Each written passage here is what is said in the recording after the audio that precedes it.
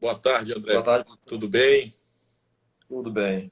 Prazer muito grande falar com você. Agradeço antecipadamente o convite. Muito bom, obrigado, professor, pelo aceitar nosso convite. A FAPEMA tem feito uma série de lives agora, em tempos de pandemia, falando com algumas autoridades de ciência, tecnologia e inovação.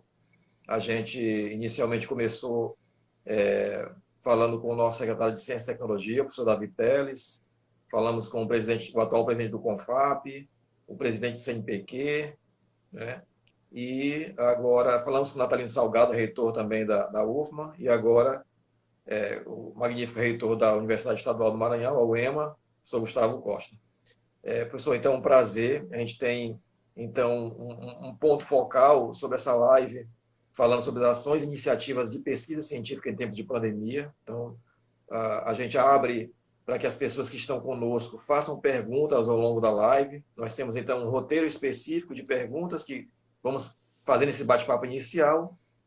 Mais ou menos com 30 a 40 minutos, a gente vai coletando aquelas perguntas que estejam atreladas ao foco da live e fazemos a pergunta onde eu ou você pode responder essa questão específica, tá bom? Então, Perfeito. eu queria agradecer a sua colaboração, estando conosco aqui, falando sobre a ciência e tecnologia no Maranhão em tempos de Covid, né, Covid-19, essa pandemia que se instalou não só no Brasil, mas no mundo todo.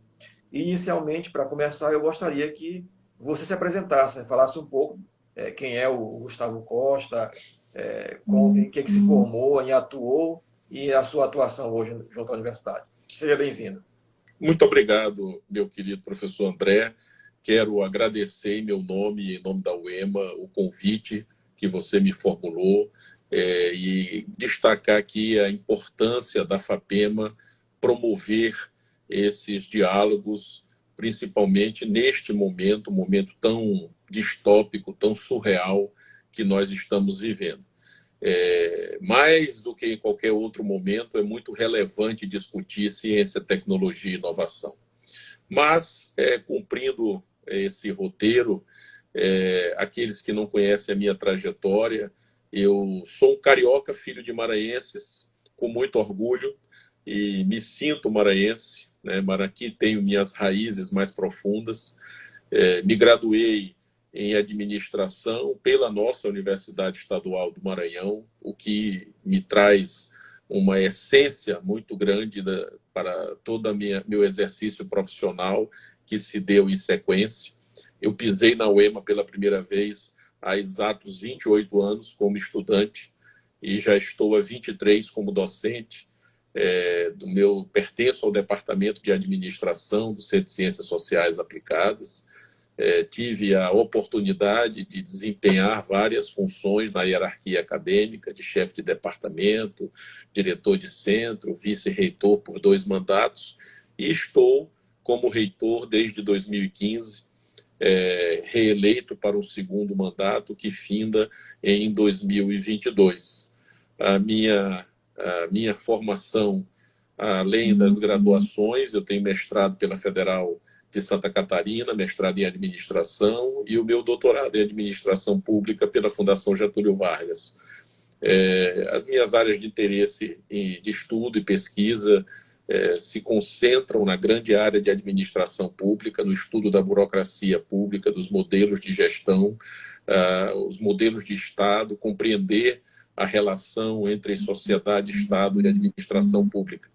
E isso tem me ajudado muito na minha condução como gestor universitário, que, na verdade, o reitor acaba sendo um grande coordenador, porque as competências elas estão espalhadas na nossa comunidade. E aqueles que têm a felicidade, a oportunidade de, eleito pelos seus pares, chegar à reitoria, têm essa função como um maestro, né, de tentar conduzir os verdadeiros talentos que são os nossos estudantes, os nossos professores, os nossos técnicos. Mas isso, além de me produzir um orgulho pessoal muito grande, me traz a felicidade de poder vivenciar aquilo que a nossa comunidade, a comunidade acadêmica, que não é só a UEMA, são todas as instituições, as instituições federais como aquela que você pertence, André, o IFMA, que são a grande comunidade científica do nosso Estado. Isso me orgulha e me envaidece. Obrigado, professor. Eu acho que nós temos aí 90, 100 pessoas nesse momento, a maioria disseram assim, orgulho de ser o EMA. Então, tem muita gente da UEMA acompanhando a gente. Que bom, que bom. Eu agradeço a todos aqueles que estão acompanhando. Realmente é um orgulho muito grande pertencer a essa universidade do povo do Maranhão. Bom, às vezes entra também outras pessoas que não fazem parte do métier da universidade, das instituições públicas do Estado. Então, eu queria que você explicasse um pouco o que é o EMA, né? Explicando o significado da Universidade Estadual do Maranhão, sim, onde ela se localiza, quais são os locais onde ela tem polos ou campos no interior do Estado, como é que é a ação da universidade com foco em ciência, tecnologia e inovação para o nosso Maranhão. Perfeito. A nossa Universidade Estadual do Maranhão, eu digo sempre uma instituição jovem. A UEMA completará neste ano de 2020 39 anos como universidade, né? Antes disso, ela tinha uma configuração de federação de escolas, né? O agrupamento de escolas isoladas. Isso foi de 72 até 81.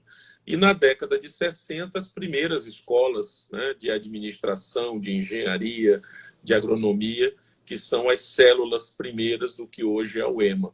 Mas uma instituição jovem, não é, André? Imagina, 4 décadas, se nós compararmos as universidades seculares europeias e algumas seculares aqui ao nosso lado, como no caso na própria Argentina, a Universidade de Córdoba, que são universidades que já viraram século. Então, nós temos uma experiência ainda muito, muito jovem, mas que nos causa, né, muita alegria de poder compartilhar. O EMA tem traços característicos de sua trajetória muito relevantes, como, por exemplo, ter saído da centralidade da sede capital São Luís e ter feito a opção, a escolha de se interiorizar, né? A UEMA hoje é uma universidade multicamp. Nós temos campus universitário em 19 municípios, quer dizer, São Luís e mais 18 municípios, e temos polos de educação superior em outros 31 municípios, seja polo de educação à distância, seja polo do programa Ensinar de Formação de Professores. Então, estamos presentes diretamente em 50 municípios maranhenses. Agora, claro, o nosso alcance acaba sendo pela nucleação que essas unidades representam. Então, nós temos hoje a companhia agradável da UEMA Sul. Eu vi que a reitora Elizabeth está nos seguindo, e a quem eu cumprimento. E hoje a UEMA e a UEMA Sul representam o ensino superior público estadual, compondo esse sistema junto com a FAPEMA, esse extraordinário instrumento de fomento à pesquisa, pós-graduação, e a UEMA vem conseguindo, a partir deste apoio, a partir dos recursos que estão sendo investidos, traduzir isso num amadurecimento acadêmico muito significativo. Nós temos hoje 19 mil alunos aproximadamente na graduação, seja presencial ou à distância, e nós temos 542 alunos nos nossos programas de pós-graduação. Então, nós temos hoje na UEMA 16 cursos de mestrado, 5 cursos de doutorado. Esses números eles precisam ser contrastados com a realidade da UEMA de 8 anos atrás. Há 8 anos, nós tínhamos um único curso de mestrado. Então, isso é resultado de um investimento maciço que gestões da UEMA fizeram ao longo do tempo, que o governo do Estado do Maranhão, o compromisso do corpo docente, concursos públicos, e essa trajetória nos traz hoje a uma massa crítica de pesquisadores, de formação de profissionais em elevado nível, que estão abastecendo o nosso Estado, o nosso país, em várias áreas estratégicas, e, desse modo, contribuir para a qualidade da pesquisa científica genuinamente maranhense, se é que se pode dizer assim. Então, o UEMA é essa instituição, digo sempre, maiúscula, né?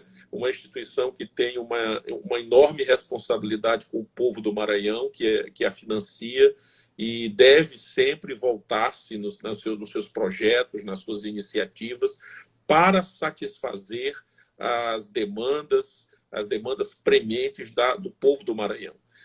A nossa capacidade tem que ser de auscultar, de capturar essas expectativas, essas ansiedades e transformar isso em ações concretas. E é isso que a UEMA tem feito em 4 décadas de forte atuação no mapa do Maranhão. Eu tenho acompanhado um pouco da história da UEMA e, por exemplo, trabalhando um pouco com EAD, né? Então, em 2008 pelo IFMA, 2007, 2006 a gente implantou a EAD. A UEMA já tinha muito tempo com EAD, né? Quando eu fazia ainda a graduação, a UEMA já era referência em EAD no Maranhão. Sim. E fui para o doutorado, voltei em 2014, e aí voltei a trabalhar com a educação à distância, e aí vocês tinham expandido muito mais. Então, a UEMA era ainda é referência sobre educação à distância, sobre essa capilaridade em relação à educação, né? Educação de qualidade, ensino superior. Perfeito. E pensando em municípios, nós temos aí, como você falou, uma 50, mas eu acho que talvez chegue até mais por conta da ação de pessoas que moram em municípios ao redor que vão, né, para um polo, por exemplo, estudar. Né? Então, talvez a UEMA seja a única universidade, junto do IFMA também, que tem a ação aí praticamente de todos os municípios do estado. E a gente vê realmente que, dentro aí da atuação do governo Flávio Dino, né, a UEMA cresceu bastante, se revitalizou, a infraestrutura. Eu acompanho, por exemplo, o mestrado lá de geoprocessamento, geografia, que me liga com geoprocessamento, né? E o avanço em relação aos mestrados. Realmente a UEMA está de parabéns. Isso. E só, André, para poder acompanhar o seu raciocínio, a educação à distância, a UEMA tem esse pioneirismo no estado do Maranhão. Nós fomos a 8ª instituição em nível nacional a recebermos autorização de fazer educação à distância, num período que, imagine, né, todas as dificuldades, todo o ceticismo que envolvia, né, esse instrumento tecnológico em favor da educação. Eu penso que esse é um ponto de convergência que deve haver neste pós-pandemia, que nós ainda vamos falar um pouco mais à frente. Mas a utilização da tecnologia em favor da educação, em favor dos estudantes, precisa se consolidar como um paradigma útil, necessário e, nesse momento, de prática irreversível. Graças a esse instrumento, a UEMA conseguiu chegar em espaços do território maranhense até então inalcançados. Então, nós somamos esses esforços com a das instituições co-irmãs e levamos oportunidades. Acho que é um grande desafio levar oportunidade aos maranhenses. E a UEMA, de fato, tem, a cada ano, aperfeiçoado o seu know-how, o seu expertise em educação à distância. Nos orgulhamos muito disso e temos parceiros institucionais, como você mesmo mencionou, o próprio IFMA, que tem junto conosco abraçado, né, empunhado essa bandeira em defesa de uma formação tecnológica que gere inclusão e oportunidades. E só corroborando com você a seu pensamento em relação a EAD e ao uso de tecnologias, ela ficou muito mais evidente agora nesse momento de pandemia, porque foi uma solução plausível, né? Tanto para... Não vou pensar em ensino médio, porque está em outra concepção, mas a nível superior e de pós-graduação é o que se utiliza hoje para salvar, de modo geral, os seus mestrados, doutorados, as defesas, dissertações, as aulas, né, foram interrompidas e a educação à distância sempre foi colocada à parte, né? E, de modo geral, os governos, e eu posso dizer isso a título de governo federal, porque acompanhei, não nos deram capacidade de melhorar o desempenho da EAD. Eu vou colocar o item principal, é o gargalo da internet, né? Sem dúvida. Hoje em dia, agora aqui, vou dar a situação aqui de casa. Aqui em casa eu tenho 2 filhas e as 2 estão em aula online. Então tem dia que fica as 2 em aula online, eu estou em reunião online e minha esposa online. Imagina se não tivesse internet de qualidade. Agora, Verdade. aquela pessoa que tem uma internet do celular, né, ou de casa, no interior do estado, ela precisa realmente de qualidade e não se prover. Tanto de empresas que possam chegar, mas do governo prover. Eu não estou falando de governo municipal, estadual, federal, digo governos de modo geral. Então, Perfeitamente. a EAD é um ponto focal hoje muito forte e eu acho que vai ser ainda um ponto relevante no pós-pandemia. Exatamente. E acho que um ponto que você coloca é muito verdadeiro, né? Fazemos Deu uma parte de travadinha. instituições de conhecimento, nós temos que ser capazes de extrair lições da pandemia, né? Uma delas, e isso vai além de governos, além de esferas, é um movimento suprainstitucional. Veja que todas as instituições agora se depararam com o problema da exclusão digital, né? Alguns recomendam, vamos fazer aulas à distância em substituição ao ensino presencial. Primeiro que, do ponto de vista do projeto pedagógico, isso não é tão simples assim.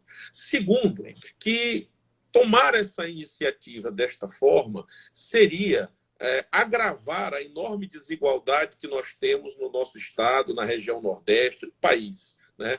Exatamente causado pela exclusão digital. Então, um ponto que deve mobilizar o país inteiro, é que é inaceitável convivermos com os índices que beiram a 60% de exclusão digital do nosso país. E nós estamos vendo agora que a tecnologia ela está sendo uma aliada do combate à Covid no sentido da sobrevivência. Porque quanto mais as pessoas conseguirem, através das facilidades que a tecnologia oportuniza, seja para o trabalho, seja para o convívio, seja para ter acesso a estabelecimentos cuja presença física nesse momento são desaconselháveis, é muito necessário que pactuemos isso. Então, não dá mais para a gente ser tomado de efeito, dizer, não, mas a gente não pode fazer isso porque a internet não é boa, porque a internet não chega. Isso tem que nos mobilizar. Precisamos dar um basta nessa situação através de uma mobilização nacional que leve essa condição para a juventude, para os profissionais, para todos os espaços e todas as regiões. Esse é um grande desafio de país. Muito bem. Só para finalizar e eu poder passar para outra pergunta, Sim. Um ponto muito forte que há muito tempo também foi rejeitado com o uso de tecnologia é a medicina. Sim. Né? E aí hoje tudo é telemedicina agora, né? Verdade. Se tornou um ponto focal viável. Só para falar, eu falei educação, a gente falou agora medicina, mas se você colocar a tecnologia, está envolvida em todas as áreas. Perfeitamente. Eu queria, reitor, que você falasse um pouquinho, então, quais são as ações que a UEMA tem tomado frente à pandemia. Você pode citar então ações administrativas, né? As suas tomadas administrativas junto à reitoria, e tentar focar um pouco também sobre as iniciativas de pesquisa. O que a UEMA tem feito nesse momento no enfrentamento da pandemia? Eu tenho várias ações aqui que a gente tem conhecimento como FAPEMA, sim, mas acho que é interessante mostrar isso à população. Nós temos aí quase 200 pessoas que estão nos assistindo nesse momento. Então, só lembrando que podem colocar perguntas que sejam focadas ao tema que a gente está falando. A gente vai tentar aqui garimpar algumas e colocar. E essa nossa live fica nas redes sociais, tanto da UEMA, sim, quanto da FAPEMA, seja Instagram, Facebook e no YouTube. Então, vai ficar disponível para todo mundo depois visualizar aquilo que a gente discutiu nesse momento. Fique à vontade. Perfeito. Meu caro André, o que está havendo hoje é um movimento que eu reputo ser muito positivo em relação à ciência nacional, em relação às nossas instituições.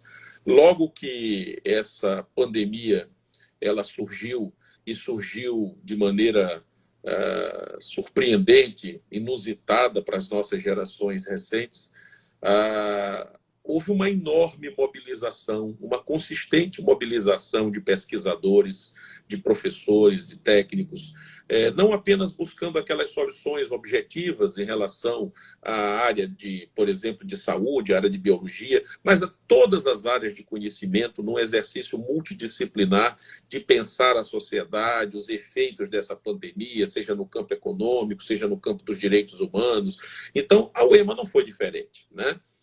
Os seus pesquisadores se lançaram trazendo já uma bagagem de conhecimentos acumulados ao longo dos anos e colocar à disposição da sociedade neste momento. As instituições têm aproveitado muito bem esta ocasião para mostrar para a sociedade que vale a pena investir em ciência, tecnologia e inovação, que não há saída em termos de um desenvolvimento sustentável, em torno de um projeto consistente para a nação brasileira que coloque a ciência e tecnologia em campo secundário. Isso não é possível. E as universidades, os institutos têm mostrado isso com muita força. A UEMA, eu vou dar um exemplo que envolve, começar dando um exemplo que envolve a própria FAPEMA. O edital que a FAPEMA lançou para capitanear projetos de pesquisa com vistas ao enfrentamento da Covid-19, a UEMA submeteu 12 projetos nas áreas de engenharia, na área de biologia, de saúde, de geografia. Então, esse é um exemplo, né, de uma resposta que os nossos pesquisadores deram a um chamamento do Estado, via FAPEMA, para dar um sentido de convergência da atividade de pesquisa nesse momento. Nós temos outros trabalhos que estão sendo desenvolvidos, como, por exemplo, grupos de professores que se reuniram com estudantes, desenvolvendo várias formas de monitoramento de casos de Covid em profissionais da área de saúde, monitoramento de aglomerações em bairros de São Luís, monitoramento do avanço da Covid-19. Há também experimentos que nós realizamos na área, por exemplo, de um projeto de baixo custo de cabine de desinfecção. Nós estamos em fase final de testes de um ventilador, ou alguns chamam respirador, transitório, de uso temporário, está em fase de testes. Nós temos a participação de estudantes junto ao próprio Casarão Tech e professores na elaboração e na construção de instrumentos de EPI, de fácil confecção, também de baixo custo, a participação ativa dos nossos professores e das nossas professoras em webinários, em lives como essa que nós estamos fazendo, discutindo, avaliando, pensando no mundo como hoje ele está, avaliando os impactos, né, na nossa vida individual e coletiva, e principalmente, que eu acho que é uma das tarefas primordiais das academias, que é tentar projetar o futuro, tentar olhar com uma lente racional, ou como muitos têm dito agora, né, a lente iluminada do novo iluminismo, né? Tentar iluminar o caminho como um farol a apontar alternativas, e isso poder mobilizar também a sociedade em termos de otimismo, de esperança, mas não aquele sentimento de esperança vazia, mas aquele que a ciência, né, por via das suas verdades científicas, possa nos dar. O que a UEMA pretende e tem procurado fazer com todo esse conjunto de iniciativas, como a UIFMA tem feito, a UFMA tem feito, instituições particulares têm feito, Brasil afora tem ocorrido, é demonstrar, sem nenhuma arrogância, que é imprescindível considerar a autoridade científica. É absolutamente necessário ter a ciência como aliada. Veja, hoje nós estamos, todos nós que militamos na trincheira da ciência nacional, estamos realizando a Marcha pela Vida, né? Todas as nossas entidades, SBPC, Academia Brasileira de Ciências, as universidades, as associações, estão promovendo essa marcha, que é um grande chamamento, uma grande convocação em defesa da ciência, da democracia, da vida, né, do SUS, que tem tido um papel importante em relação ao enfrentamento da Covid-19. Então, é nesse sentido que a UEMA se coloca. E temos dado visibilidade, né, às nossas ações como uma forma também de prestar contas à sociedade.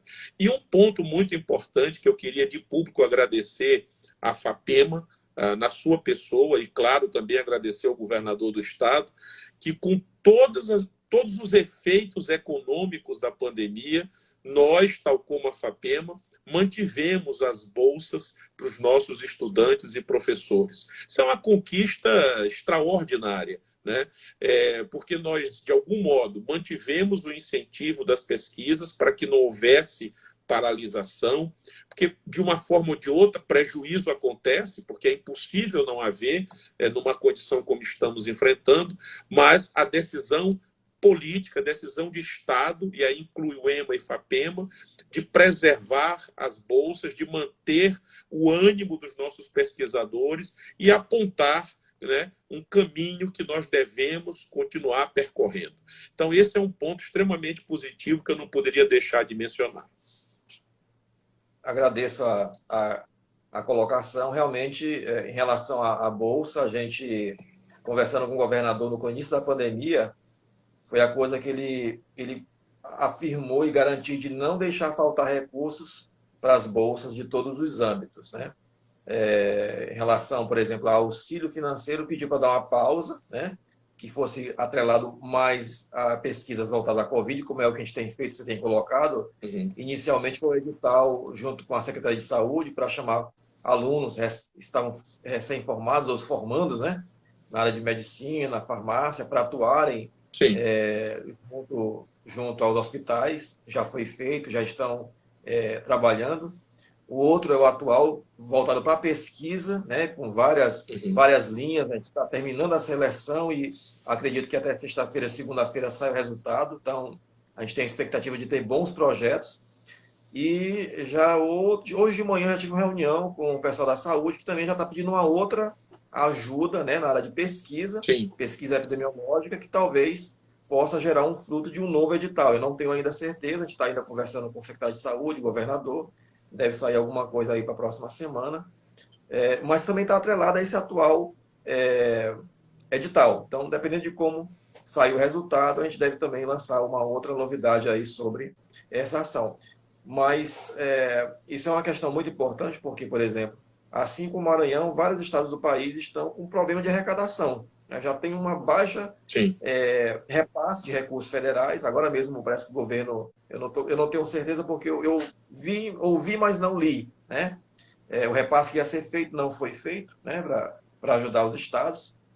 E o que tem acontecido é uma baixa arrecadação dos estados, e os estados têm usado parte do seu dinheiro, boa parte do dinheiro, vamos assim dizer, para a saúde, né? Para a segurança pública, porque aí não pode faltar também, né? E o pagamento normal do funcionalismo, que depende, né, desse recurso para sobreviver. Os professores, né, os outros profissionais de várias outras áreas, servidores públicos, né? E então a gente tem a garantia de que tenha o recurso de bolsa, que as pesquisas não param, né? Que as instituições como a UEMA, o IFMA, o EMASul, o SEUMA e a UFMA, que são beneficiários da FAPEMA, estão transitando aí no processo seletivo, que daqui a pouco vão enviar os formulários dos alunos que foram selecionados para terem essa atividade 2020-2021. A gente tem garantido a total permanência de bolsas para essa atuação. Isso. Bom, eu queria abrir nesse momento, reitor, antes, eu vou deixar a última pergunta, que fala um pouquinho sobre o pós-pandemia para o final, para a gente encerrar a nossa live. Ok. Eu queria abrir aqui, então, para as perguntas que foram feitas, a minha equipe colocou, e eu vou tentando selecionar algumas são pertinentes. Ela se repete de vários momentos aqui. As pessoas estão perguntando muito sobre o Revalida Emergencial. Você queria falar alguma coisa? Claro, sem dúvida. É importante mencionar isso. É uma ação que nós deflagramos já no contexto da pandemia, e eu gostaria de poder esclarecer alguns pontos sobre isso, né? Primeiro, a UEMA já vinha com uma política de revalidação desde o ano passado, né? Quero esclarecer e dizer para aqueles que não compreenderam: o Revalida, aquela prova que é aplicada em nível nacional, ela não é um único instrumento de revalidação de diplomas de medicina obtidos fora do país. Ela é um caminho. As universidades, no exercício de sua autonomia, não só a UEMA fez isso, mas outras, como a Federal do Mato Grosso, agora mais recentemente a UNEB, outras em nível estadual e federal, desenvolveram, com base na legislação em vigor, o seu procedimento ordinário, né, natural de revalidação. Então, nós utilizamos este momento de pandemia não para mudar as regras do jogo, nós não alteramos a regra do jogo, nós vislumbramos a possibilidade, que não é nem uma possibilidade tão imediata. O objetivo, eu ouvi muitas coisas sendo ditas, não, vocês vão fazer um processo de revalidação sem critério, a granel, de forma alguma. É um processo rigoroso, que tem etapas obrigatórias e eliminatórias. Na verdade, as 3 etapas são eliminatórias e obrigatórias, que visam, ao final, com base na legislação, fazer uma análise isenta, justa, correta, e, ao final, revalidar os diplomas daquelas pessoas que efetivamente têm mérito para isso, né? Não há subjetividade nisso. Toda a análise está amarrada em critérios normativos. Agora, o nosso edital, isso é uma outra coisa importante, ele não estabeleceu 45 vagas. O que nós estabelecemos foi a nossa capacidade de examinar simultaneamente 45 processos por vez, né? Porque entre as fases análise documental, análise curricular e o estágio obrigatório que tem que ser feito na rede estadual. Então, para aqueles que estão perguntando, nós vamos, nos próximos dias, divulgar a lista dos deferimentos de inscrição e, claro, também dos indeferimentos, baseado nos critérios de deferimento que constam do edital. Então, peço a todos que se inscreveram, todos os processos terão uma posição de mérito, os que forem deferidos, como é que aconteceu, os que foram indeferidos, por que foram indeferidos. Então, na verdade, o compromisso da UEMA é com o povo do Maranhão. Nós sabemos a carência que nós temos de profissionais de saúde, não estamos fazendo isso de maneira assodada, não estamos fazendo isso pressionados apenas pelas circunstâncias. Já seria um grande motivo agirmos pressionados pelas circunstâncias de momento, mas nós temos que pensar a longo prazo. O Maranhão é o pior índice do Brasil da relação médico por 100 mil habitantes. E aí, num momento como esse, de crise sanitária, de crise de saúde, o governador tem feito um esforço gigantesco para abrir hospitais, adquirir equipamentos, e onde é que está o gargalo? A ausência ou a falta de profissionais da área de saúde. E para mostrar que não foi uma ação isolada, o processo de revalidação, nós também antecipamos a colação de grau de profissionais da área de saúde, tanto de enfermagem quanto de medicina. Foram mais de 80 enfermeiros e enfermeiras que foram colocados no mercado de trabalho e aproximadamente 19 médicos também que tiveram essa antecipação. Então, são ações convergentes, como outras instituições têm feito, que surgiram nesse contexto de pandemia, porque nesse momento as pessoas olham para o Estado, para as instituições, para as universidades, para o setor privado e esperam respostas. Então, meus amigos, eu compartilho o exemplo da revalidação, é muito interessante.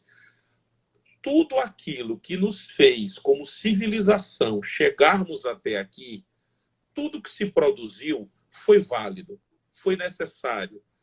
E foi capaz de produzir um desenvolvimento importante e relevante. Mas não será capaz a mesma fórmula, a mesma solução, o mesmo paradigma de nos levar adiante. Ou nós procuramos pensar fora da caixa, ou nós procuramos olhar por novas lentes e reconhecer que o mundo não mudou com a pandemia. O mundo já estava em processo de mudança e a pandemia só fez jogar luzes, iluminar as nossas fragilidades. Então, quero tranquilizar todos que se inscreveram no processo de revalidação, terão uma avaliação justa com base na legislação em vigor, né?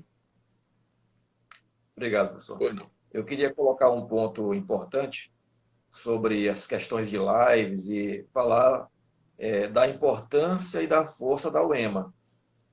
Nós temos um pico aqui de pessoas que ficaram nesse momento, cerca de 270 pessoas. Nunca a gente chegou a esse número antes, então acho que vai chegar a 300. A gente chegou a 150, se não me engano, mas, enfim.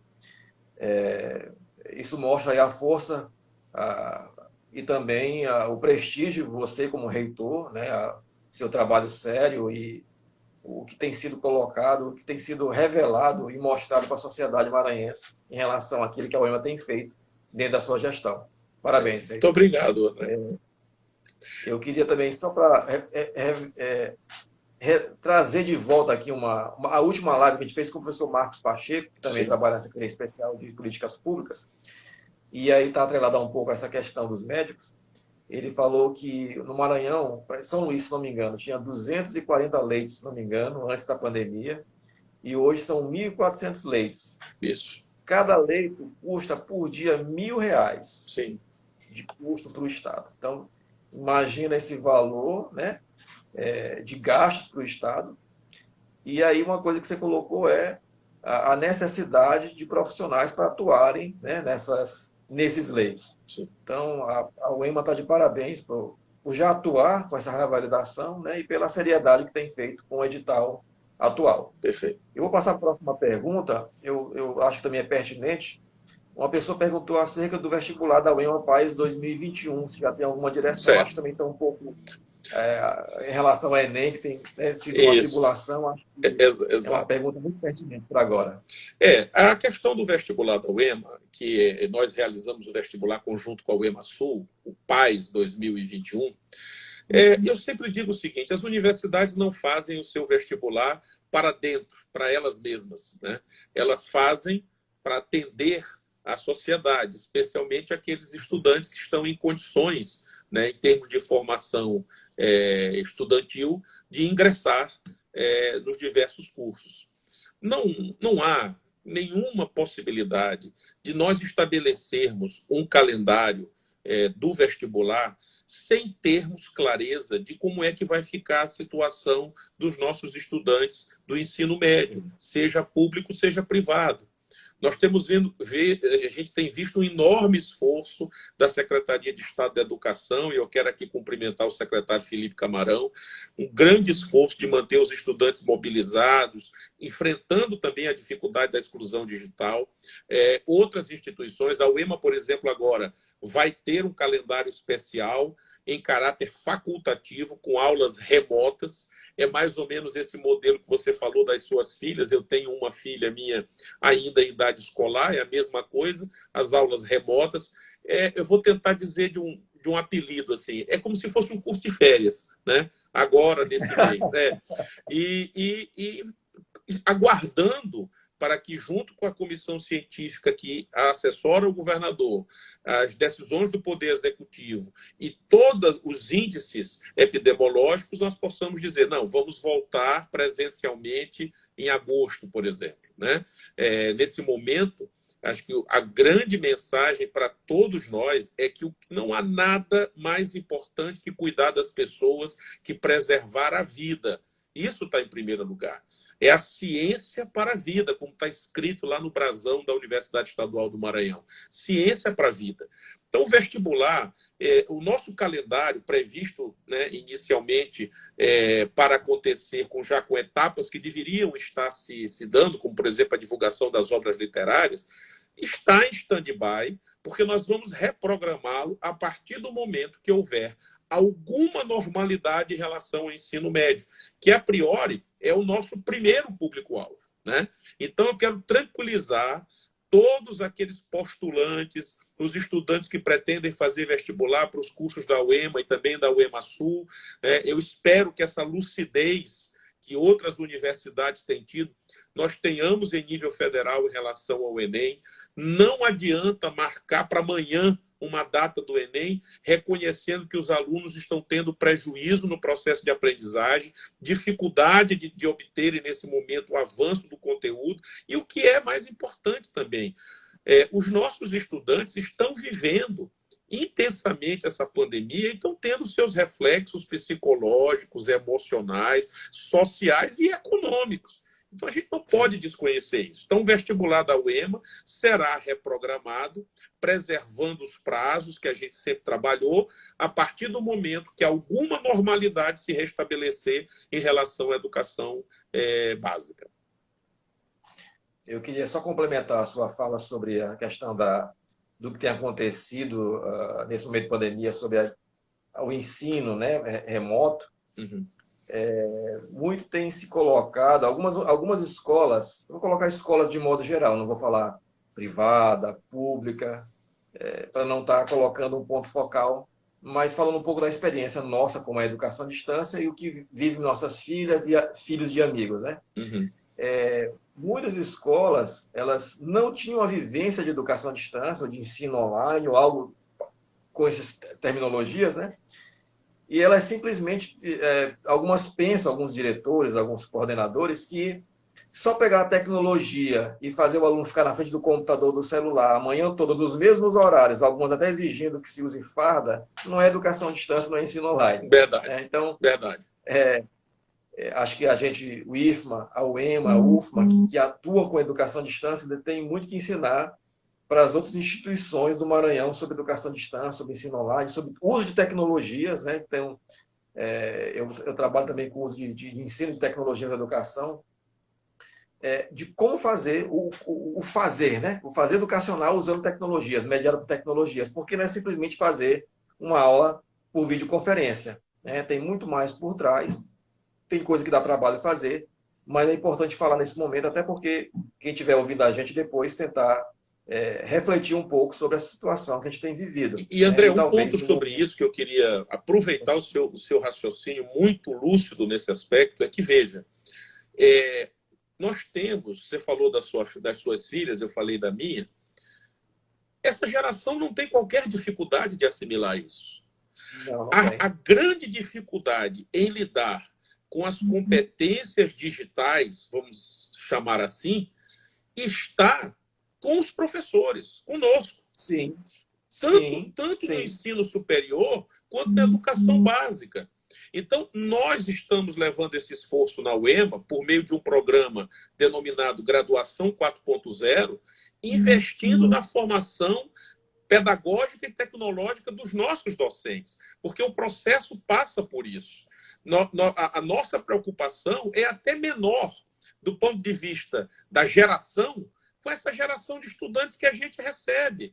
E se um estudante nosso de 17, 18 anos, ele não chega pronto para lidar com isso, é porque falta a ele exatamente aquele instrumento, como você falou, uma internet de boa qualidade ou a possibilidade de ter o acesso a um equipamento de informática que consiga conectá-lo ao mundo.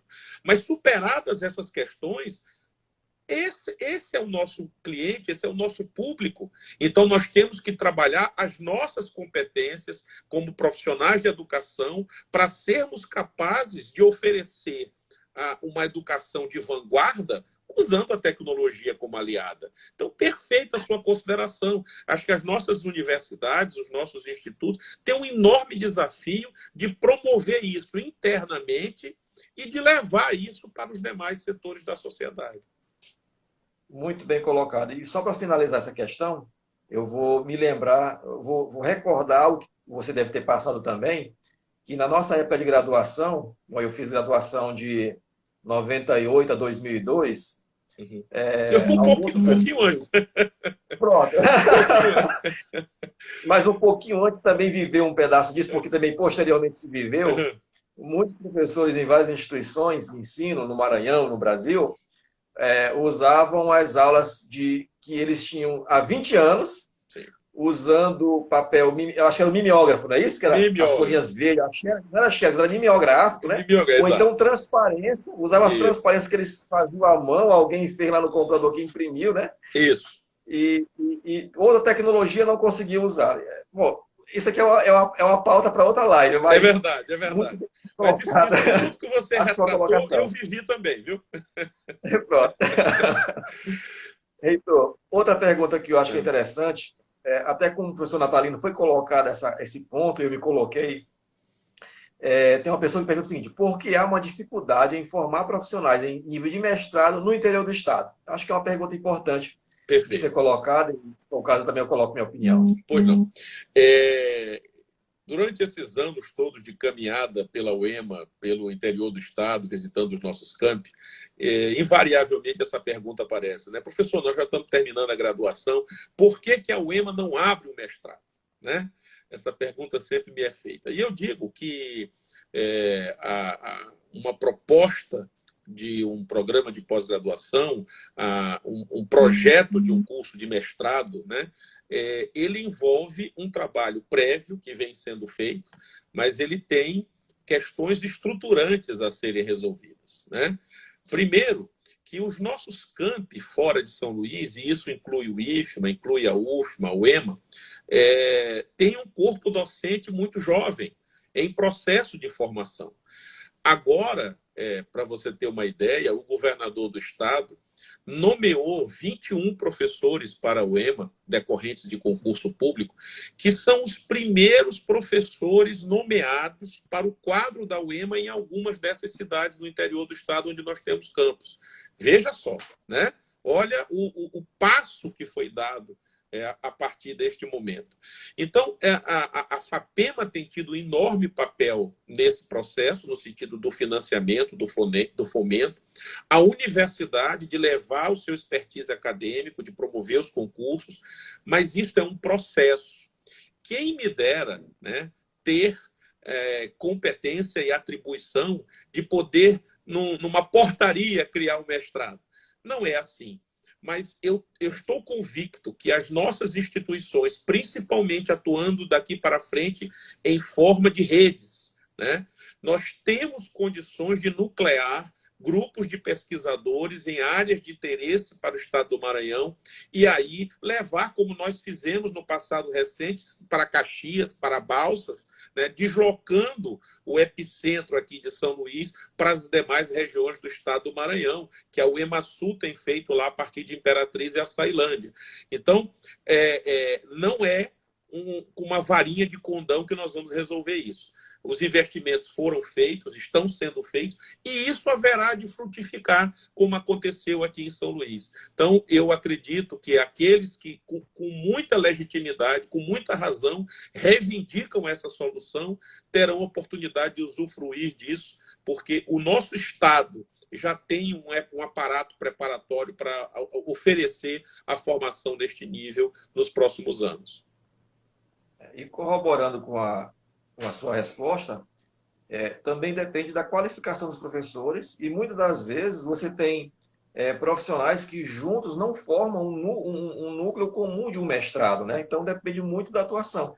Ou às vezes você tem uma necessidade de um local que não demanda, não tem demandas para aquele local. Você atua na graduação, para o mestrado não tem. Isso. Mas realmente é uma questão muito cara. A infraestrutura, porque não é só ter o professor, mas ter infraestrutura. Dependendo do mestrado, você precisa de laboratório, né? Minimamente um laboratório de informática, com internet, porque você pesquisa, mas dependendo do que for, você precisa, como a UEMA tem uma questão agronômica muito intensa, né? Então precisa de terras para cultivar ou para fazer alguma coisa nesse sentido. Bom, são só colaborando. Professor, acredito que falta 10 minutinhos. Eu vou fazer mais 2 perguntinhas para a gente encerrar. Ok. Tem uma pergunta que também é pertinente. Quando abre inscrições para os cursos à distância? Tem alguma previsão?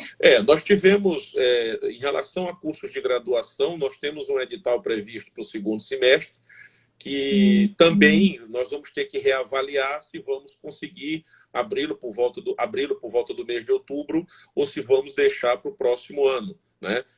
Lembrando que o calendário nosso foi suspenso, o calendário da graduação presencial, os cursos à distância já retornaram há 30 dias, né? Então nós vamos ter que compatibilizar isso. Mas nós tivemos um ingresso importante de alunos, tanto do sistema de vestibular dos cursos vinculados ao EMA, como da Universidade Aberta do Brasil. Então a gente está sempre oferecendo anualmente em torno de 3.000, 3.500 vagas. Ótimo. Outra pergunta pertinente também aqui é sobre as matrículas dos calouros do 2º semestre, se tem alguma data. É a mesma coisa, a gente está com o primeiro semestre letivo suspenso.